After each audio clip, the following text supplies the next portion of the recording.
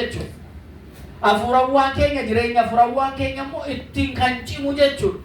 Ijaan isa laallurra isa ija hafuurawwaadhaan ilaallu sana ifanni nuu kaa'e kallattii ifa nuu kaa'e sanaan karaan isa numa gati jedheef isarra sadeemnee abbaa isaatti hafuura qulqulluu mootummaa isaa sanatti baanee isanni nuu kaa'e sana dhaallee ittiin jiraannudha jechuudha ifni kun.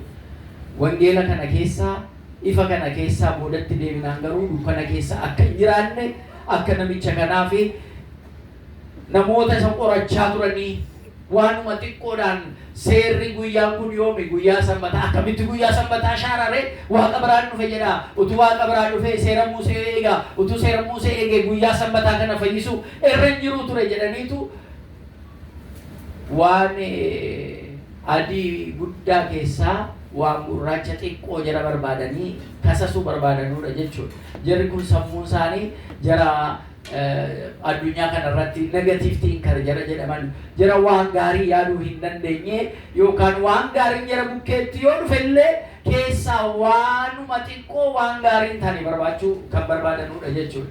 Kanaaf gooftaan keenya Yesuus Kiristoos immoo gooftaa sanbataati. Sanbata iyyuu eegaa kan jedhe isa gatii kanaatiifi guyyaa sanatti immoo waan gaarii ta'e hojjechuun hin barbaachisaan nun jedhe. Kanaaf sanbata guddaadhaan nuyis bataskaana mana qulqullummaa kan dhufnu nama hospitaala dhannee kan gaafannu nama dhukkubsate kan gaafannu nama waan qabaanne guyyaa sanbataa kana kan ittiin gaafannee guyyaa boqonnaa guyyaa sanbata kanaa ganama dhufnee mana waaqayyoon galateeffannee achiin baane immoo waan gaarii ittiin hojjenna akka jara Ayuud sanaa miilla isaanii bakka diriirsanii kan hin qottooffanne bakka qottooffatanii kan hin diriirfanne achuma ta'anii oolanuu sana miti. Abboommiin isaaf ajajni isaa akkuma jaraatti seera sana keessa teenya akka jiraannu tun ta'in gara ifannuu ergamee samiirraa dhufe ifa mo'amuu hin dandeenye kanatti akka irra deddeebinee itti jiraannee waan gaarii hojjennuuf.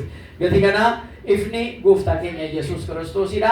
Isaan deddeebinee ifa kanaan dukkana hojii cubbuu ta'ee hojii yakka ta'ee hojii waaqayyo hin gammanne hojii dukkanaa keessaa baraaramnee gara ifa kanaatti dhufnee ifa kanaan immoo deddeebinee akka jiraannu waaqayyo nu gargaaru.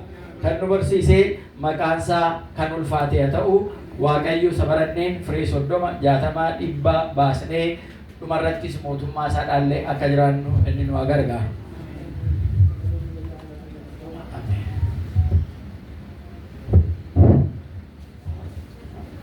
Waaqa nu barsiifatee waaqa nu gorfatee galanni guddaan haa ta'u.